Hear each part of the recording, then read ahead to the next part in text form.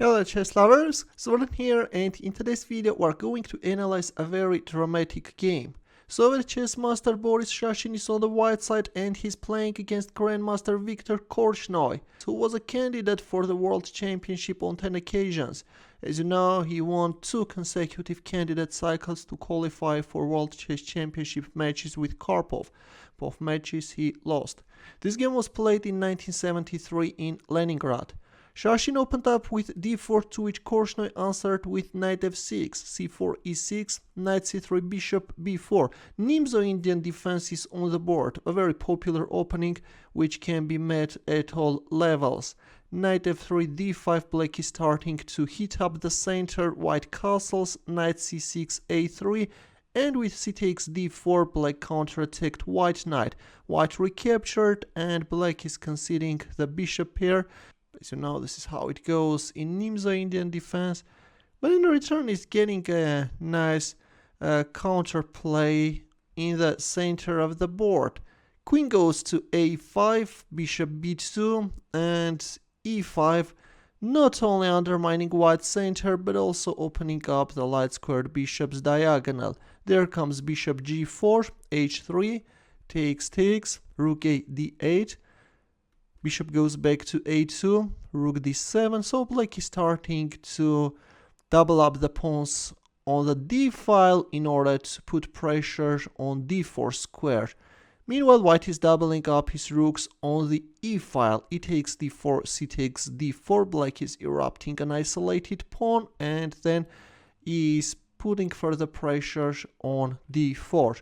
Let me tell you that at this point knight takes d4 is not good. Can you guess why?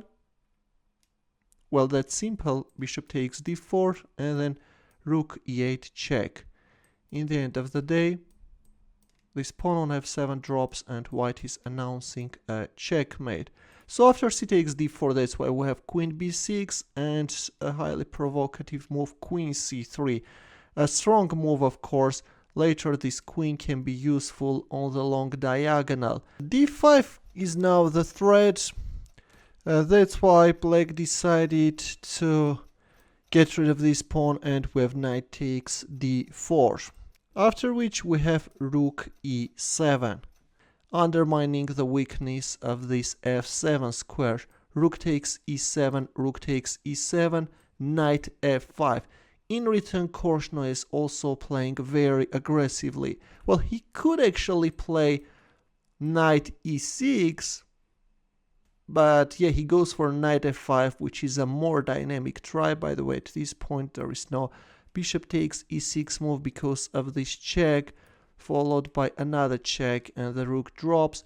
That's why in our game after rook takes e7, we have knight f5 attacking the rook and inviting rook takes f7. Rook takes f7 is on the board, but there came rook d1 check. By the way, since the position is taking a very sharp character, I switched Stockfish in order you can see how the evaluation goes, because the position takes a really sharp character and I want you to see the evaluation throughout the whole game. King h2 the only move and queen d6 check, not the strongest continuation. Here, as you can see, Stockfish suggests knight g4 check. If h takes g4, then queen d6 check. Now, of course, there is no g3 because of this checkmate. That's why you should play queen g3. And if knight takes g3, then rook d7 discover check in order to win back the queen. King f8, another check, king e8. Only now rook takes d6. After which black is starting to give a perpetual check. King g1 is important in order to meet rook takes d6 with king takes f1, and so black is giving a perpetual check and the game ends in a draw. Instead, in our game we have queen d6 check and the fight goes on g3 and there came knight g4 check. King g2, which is the only move, yes. H takes g4 is losing on the spot because of this checkmate. That's why we have king g2 and knight h4 check. Korchnoi is playing very aggressively, but as you can see, the evaluation is on white side. G takes h4, again the only move, and so black queen is intruding opponent's camp, and black is starting a king hunt. Queen takes f2 check and king e4. Strong move, of course. King e4 is strong because it's again the only move which allows white to survive. In case of king takes g4, black is quickly announcing a checkmate. Here is one of the possible lines. So after queen takes f2, we have king e4 and queen e2 check. So far so good, but with this queen e2 check, black is spoiling everything. With rook e1 check, black could give a tough resistance. And then rook d1 check. If king c4, then king takes f7. If here, then check.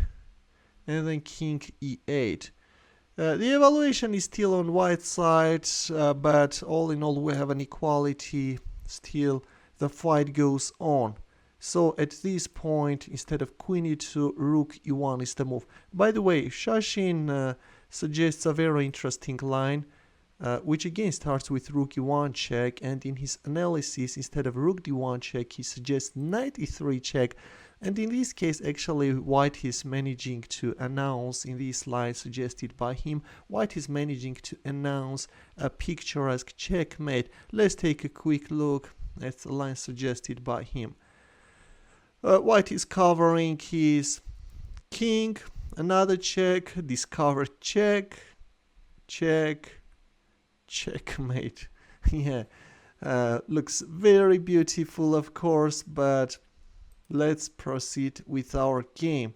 So after king e4, we have queen e2 check, which is a mistake, after which it's white who is winning. Yeah, it may seem that white king is in danger, but white king miraculously manages to survive. Go on, buddy. Rook f1 check is on the board.